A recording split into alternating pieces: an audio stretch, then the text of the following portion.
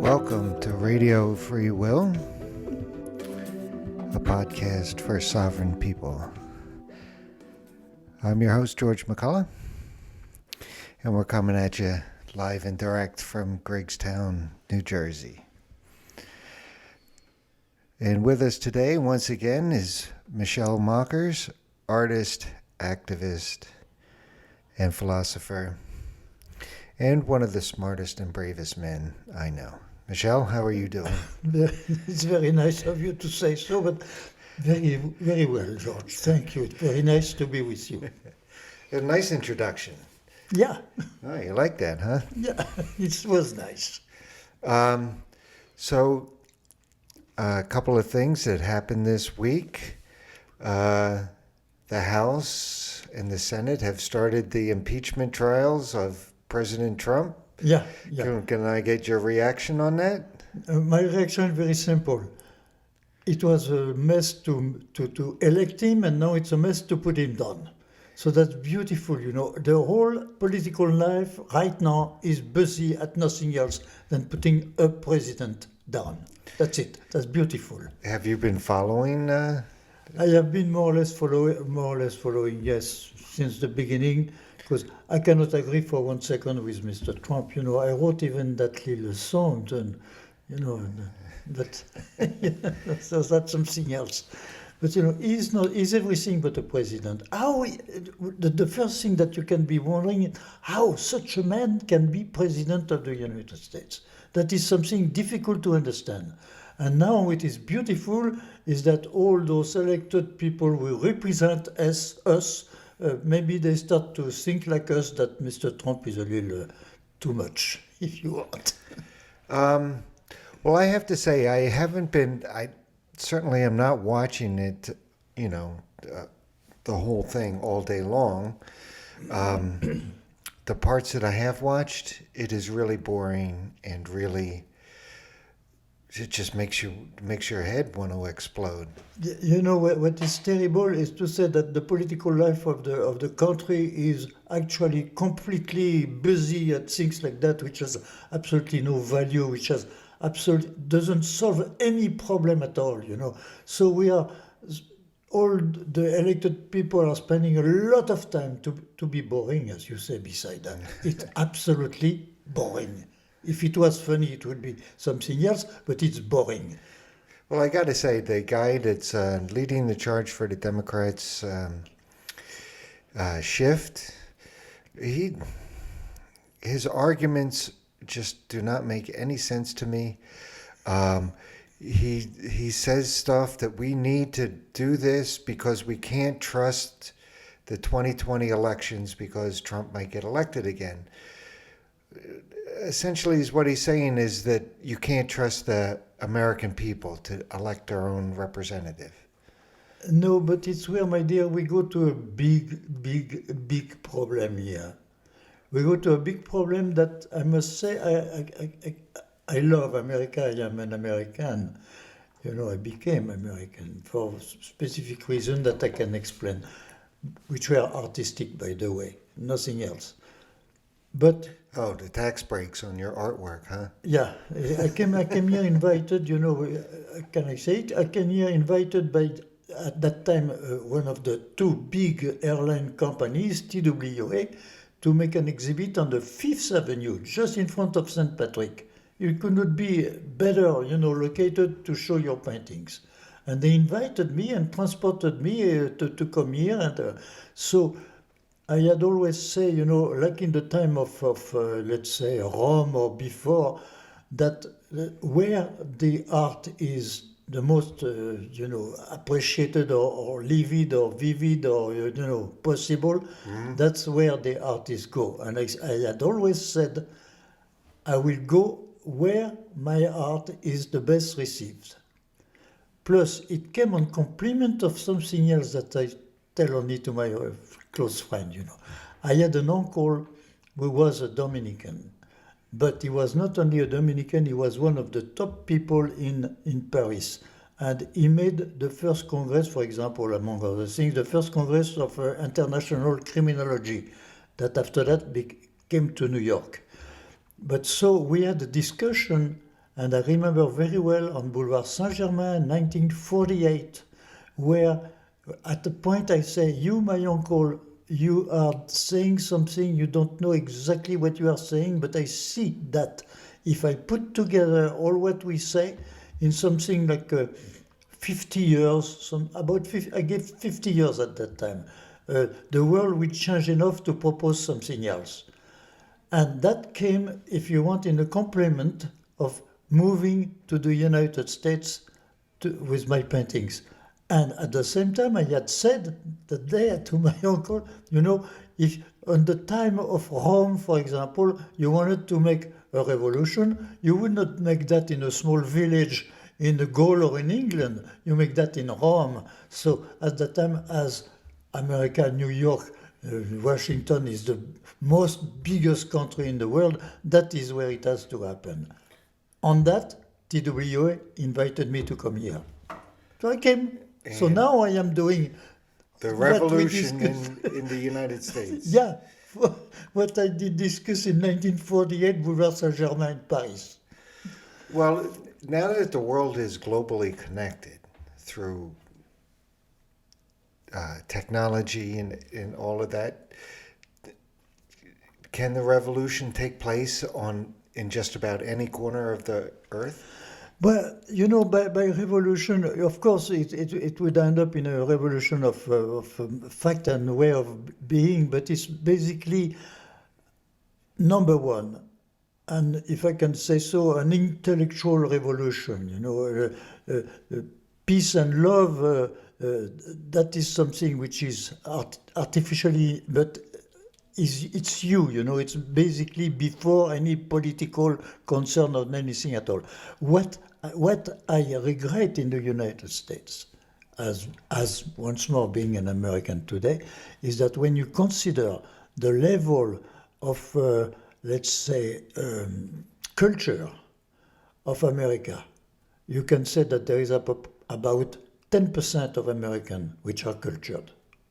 The rest, forget it. They are nice people. They go to their job. They do this. They do that. They vote. They don't exactly know for what. Because don't forget that half of the people do not vote, my dear. Half of the people in that big democracy do not vote. And I talk to some of those people, say, why don't you vote? It's a duty to vote, And they say, vote for what? It will change absolutely nothing. Anybody I will elect, it will be exactly the same thing. Well, maybe they're smarter than the rest of us. In some ways, yes, but at the same time, they are not ready to listen. What is the problem is that I don't know. I don't know what is the problem exactly to listen to. No, there is one basic problem in America. Young American, and America is already more than 3 centuries old. There is no education in America. We do not fabricate citizens for tomorrow. We oblige the citizen for tomorrow. If you want to become really a citizen, well-known citizen, you have to pay for it. That is absolutely, this is the reverse, the absolute reverse of democracy and people who can judge by themselves if they don't have the education to judge. So when you're talking about education, you're talking about not mathematics and reading and writing. You're talking about becoming a better person. Yeah, because that's what education gives you. You can go into anything. In education, you have some people who are more gifted for mathematics, for example. I was not at all gifted for mathematics. It was for me a pain in the neck when I was going to the mathematical class. It was awful. But I had to do it anyway, and I had to be able to go on with. So, that was a fantastic, I hated that. Anyway, you do it. But as you say, the education is not only to learn in the books, it is more than that, is to develop the mind, to develop your eyes, to see the world in a different way than you see it when you have no education. So,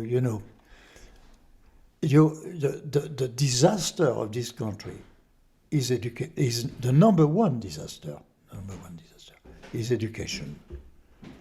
And what would be number 2? Well, Or no, should no. I, since you're not good at mathematics, should I say B? What is B? What is B? B is where it is not again also a democracy. Or there are several ways for there are several things. One thing is that the elections.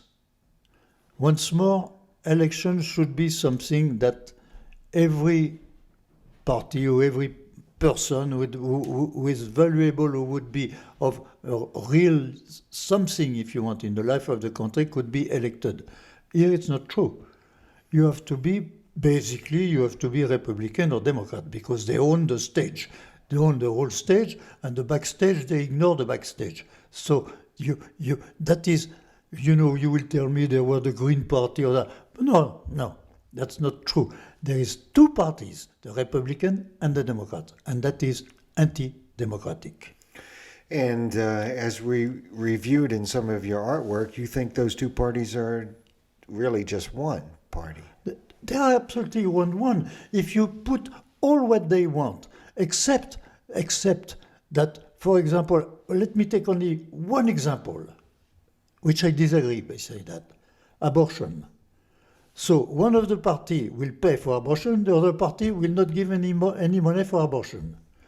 But it's where, we are not a democracy. That is not the business of a government to give moral lessons through money, please, through money. It's an influence through money to tell a woman, you must or you must not. For me, if you want, it's the duty of a woman to know if she wants to have or do not have the baby. And the only duty of a government is to pay for, in any case, for the necessary pharmaceutical, whatever it is, the necessary to help. That's it. But so when you see that one party, they are different on things like that, that's it. That's what makes the Republican and the Democrat. Otherwise, it's exactly, if you want, they produce exactly the same thing, the same philosophy for everything. The same economic philosophy. The economic philosophy. We have already said. We have already said all that, but that makes me mad, because when we say we are a big democracy, so we are a democracy in two pieces. One piece is when you are in the street, so you have the laws that you must write on the ride and blah blah and blah blah and blah blah, all the laws that makes you, and those laws are basically those laws against nature, but that's something else. But you have the laws that oblige you to behave like a citizen, and the citizen, according to the definition of the dictionary, is an interdependent citizen. You depend of each other to become a society. Now, that's what it is. But the business, that society lives on business. And society lives on business, which is completely different philosophy, which is you can kill the opposition. Because if you kill the opposition, you will have more to do for yourself. So you don't care if you put the people outside in the street, you don't care about anything at all. So here, you don't have the right to kill, and half of America, of the ideas of America, you have the right to kill.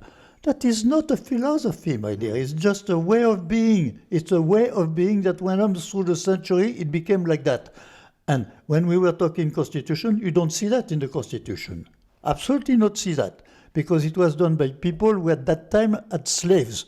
And you know what it is to have slaves. You have to have a special mentality to be able to have people working in detestable conditions for you, my dear. But that is on what all those laws are built. So we should revise all those laws. Are there natural laws and then artificial laws? Well, there are natural laws, but the natural laws sometimes you're obliged to fight against. Otherwise, you will not have any freedom in society. You will have nature. You will have a lot of things against you. So we are obliged to once in a while to push a little the nature itself to be able to survive. But at the same time, we should have, and what the America does not have, we should have a philosophy to direct the whole world, the world of intimate world and business world. And if the world were going to change, would there be an America? Why not? Why So- not? It's not a question to change the frontier of the world, my dear. We will never change the frontier of the world. I go even further than that. You have some groups, some cultural groups that you should preserve because that's the whole centuries, for example, of culture that arrived to us. So you should not destroy all those culture. You should preserve all those culture. At the same time that there is frontiers. Well, so what? If the people on the basic side, on each side of the frontier were friends instead of shooting at each other, the thing is that through the whole history, you always arrive at the same thing. You arrive at one country which you choose some conductors, some leaders, if you want, but that country, for a lot of reasons, is against the country of the and the leaders of those two countries exchanging big words, and someday they exchange guns. There is no reason to exchange guns. When you look at a war like the war. One war which was supposed to be the last of all the wars, but which is a fantastic example of that. The First World War was made only by the same family it was the same cousins which were the leaders of four countries. And they disagree between themselves. The disagreeing between themselves, it was only 11 million dead. You don't want to get in between family fighting, that's for sure. No, it has absolutely no real reason to be. Absolutely no real reason to be. But it has been like that for a long period of time, except if there is a reason that here you are, this one is richer than you, and eventually this country will try to get this country to become richer. It's always the same thing. It's a question of richness. Who gets the gold and who doesn't get the gold. Should we take a look at one of your paintings? Oh, absolutely. I will be very honored. The one I will that be we previewed before the show? I will be very honored. Okay, can you read it, Michel? Because I made the print real big. They will come to destroy humanity, the horsemen of the apocalypse. That is, I add that. They will come to destroy humanity if humanity is not able to unite in love and peace. Listen, humanity has never been able to unite in love and peace. Because the artificial interest, or interest of a small group, have created all the wars, all the dissension between humanity. Absolutely. People would be happy otherwise. You don't want to take a gun and go and kill somebody that you don't know. You don't want to do that in your nature. It's not of your nature to do that. It's against your nature to do that. So why are you obliged to do it? Why millions of people are obliged to do it? Instead, just because of the mind of some leaders. That's it. And the mind of some who produce some supposedly philosophy to guide the world, like communists, for example. But it's not a solution to fight. I will always think, you disagree with communism. Okay, I disagree basically with the philosophy. You say it doesn't stand. It stands on his head. It's contrary. But at the same time, I don't see why I should destroy an idea with a gun. You don't destroy an idea with a gun. You can destroy an idea by proposing a better idea that people will eventually accept. But not on killing the people, saying, hey, I kill you because you are not on my side. Come on. Right.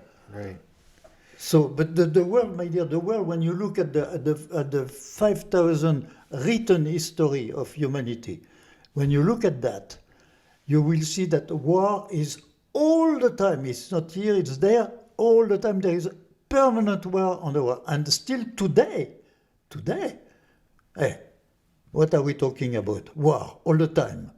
Huh? Yeah, I think United States is in at least 7 wars currently, and it has For what? 400 military bases. And I heard another fact. I might get this wrong, but United States has economic sanctions on like 70% of the countries in the world, or something crazy like that. No, that you know, it's where the world is completely stupid, and you know, it's where I don't know. I don't want to go into the next election, but I should say that a man like Mr. Trump has absolutely no idea at all. No idea at all. He's a man who had a casino and had money, and then he has no idea at all. Well, he the did question run of on a platform of he would get us out of these wars, but he hasn't been able to do that, and he hasn't demonstrated that he even wants to. He is kind of a con man, I would say. Yeah, but you see the problem, my dear. The problem is he is the president of the United States. Come on, he is not telling all the countries we must stop a Yeah, war but- and we must have peace and we must love each other. No, he is the president and say if you are not agree with me, I kill you. But we, the people, give him the power. Of course. We don't have to listen to what he says. We don't have to listen to what Congress says. We don't have to do any of this stuff. You only have to do what's right in your heart, right? Yeah, but it's eventually not enough to stop the war. Because during you are doing that, during you are having your heart going like that, he's saying things that can create war. Right, but what would happen if everybody just stopped? How do you do it?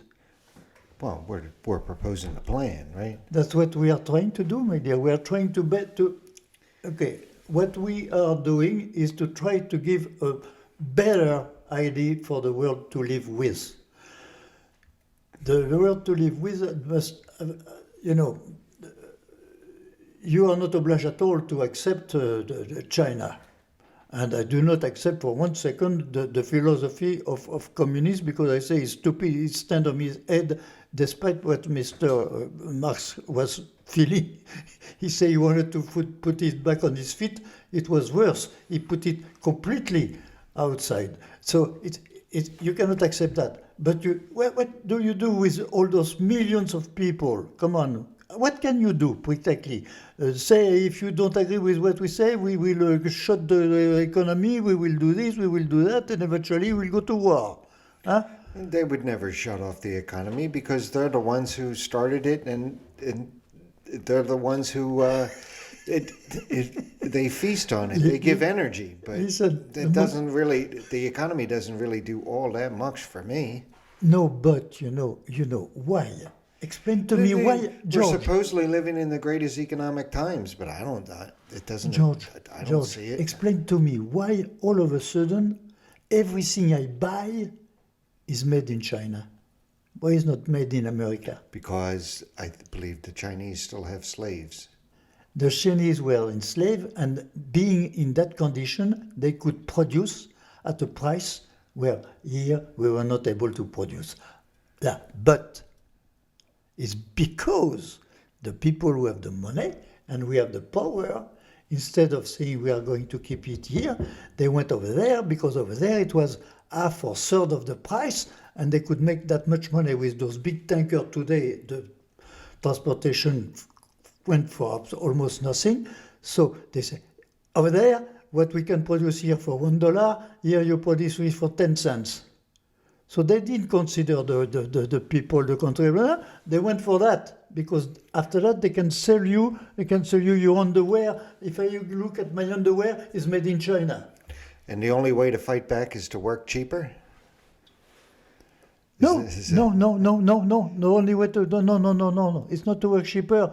You will have maybe one thing less, but then is to have the whole country helping, to rebuild a country that means something. In other words, if I pay my underwear tomorrow morning instead of, let's say, I don't know what, $5, if I pay $10, I may have one or two less, but so what? So what? It's the country which can work, They went over there, all the people, all the big companies, they built building in China. All the big company went over there because what is here for 100 is over there for $10. So that's the only reason. So what are we talking about? And War. once they can find a country that can do the $10 for $1, they'll move to that country. Of course, absolutely. Because they don't care about the moral of the people, they don't care about anything of that. They just care about that, my dear. Money. Nothing else. Well, then that's where you would have to say that communism or socialism, at least everybody is on the same playing field, Supposedly. supposedly. Because that's always I the mean, same there's thing. corruption in every economic philosophy. That I'm not quite sure you can No, get but rid of. and it's where in fact I disagree. If you want, I disagree with communism. I disagree philosophically with communism, because Mr. Karl Marx said that, of course, the way of making the synthesis by Bruegel was completely wrong, and he built a country on the idea that it is not the conscience that lead the people, is the way they are living. So the Marxists eliminate conscience. It's only the way we are living. And at the same time, he says the real thing is that the proletariat will beat the bourgeoisie, will throw out the bourgeoisie to become the classless society. And that is absolutely written by Marx. You can read that anywhere you want. Only one thing, he never say, and was not able to say what would become of the classless society. And what you see today, the most beautiful thing in the world is that when you don't know where you're going, so today you have in China, the proletariat is represented by one man who is elected for life. And who is the leader elected for life? You know what it means? It means a king of the Middle Ages. But it doesn't have to be like that. It is like that. It does say it has to be like that, mean, but it is. Let's go back to capitalism right now. I think the way capitalism is set up, it will always go towards exploiting people. Always. Because the person always wants to make an extra dollar. But at least in communism, even if you don't have to have a system where it's just one person elected for life. You can have a system where a person is elected for 2 years, 3 years, 4 years. Yeah, but you see the problem with community, it has no morality, it has no moral life, You don't even need a leader. Why do you call them leaders? You don't need it. No, you don't need a leader, absolutely not. But you need, what do you replace a leader with? Well, it could be everybody voting on their phones, and then it's kind of like a group thought process. George. Question from the audience. If China is not basically capitalist the way I see it, then how come Beijing is one of the countries got most of the, I think it's Rolls Royces or big cars? Why are most of them in Beijing? Who owns them? Did you hear the question? The question is who owns... Let me paraphrase the question. Yeah. China is basically capitalist now, I think so. Yeah, according to our questionnaire. yeah, it's a... And how come, if it's communist, if it's supposed to be communist, how come most of the Rolls I Royces don't know if it's Rolls Royces or some fancy are in China? Beijing. I mean, obviously, the Rolls Royce is a sign that some people are getting exploited. Somebody's got a lot of money. So, as long as people go down that road of capitalism, there's always going to be exploitation. That's what I think. I don't think it can deviate. But in communism, at least philosophically, it provides for equal playing field for everyone. No, he never said that. Who never said that? You said that. I say it, yes. You cannot read that in any book about communism. Well, then I'll rewrite the book. No. Written by communists. I mean, because you take the root of the word communism is community, and I believe in that more than the individual. So why can you open your mouth in China? As soon as you open your mouth, you go to jail. Because it's a dictatorship. Ah. But it doesn't have to be like that. Yeah, but it is like that, my dear. But it is. It is exactly like that. It is what did happen from the government, supposedly the government of the people. The government of the people ends up in one man. And when you end up with one man who is leader for life, if you want, he doesn't have to be elected anymore, for life. So if he lives 50 years, for 50 years he will be the leader. Huh? It's not Mr. Trump for 4 years. Life over there. So you have one leader who will be the supreme, he's the supreme chief, and he's chief of the armies, he's chief of absolutely everything. And the people, they work. They work. So they give you once more your jacket at the tenth of the price it will be here if you make it here. That's it. That doesn't mean that they are very happy, eh? That's something else. You don't know how happy or not happy they are. That's something else. But I don't think it has to be like that. You haven't convinced me. It doesn't have to be like that. Nothing has to be as it is. Nothing. Not even our democracy has to be like it is. Once more, we don't educate the people. Why don't we educate the young people? Can you have democracy in a communist society? Can you? Have democracy in a communist society? No. Absolutely not. Why not? Because in a communist society, you cannot open your mouth, my dear. You have to go according to the... You could. You could. You have the police to tell you that you have to open your mouth in this direction. That's just because that's the way it fell. You know, once people get in power, they do anything to keep power. So what you want to do is you want to eliminate the accumulation of power. Yeah, but you see, you see the problem. Communism is not from yesterday. It's already something aged, I should say. It's already proved something, you know. Karl Marx was not yesterday morning. Huh?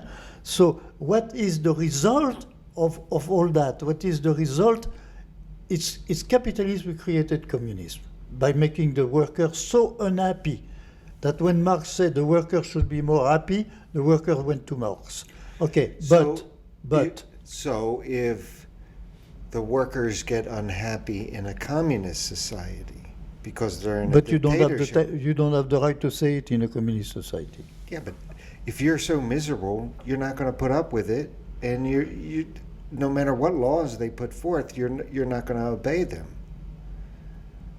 So if you're so miserable because you have nothing to lose, right?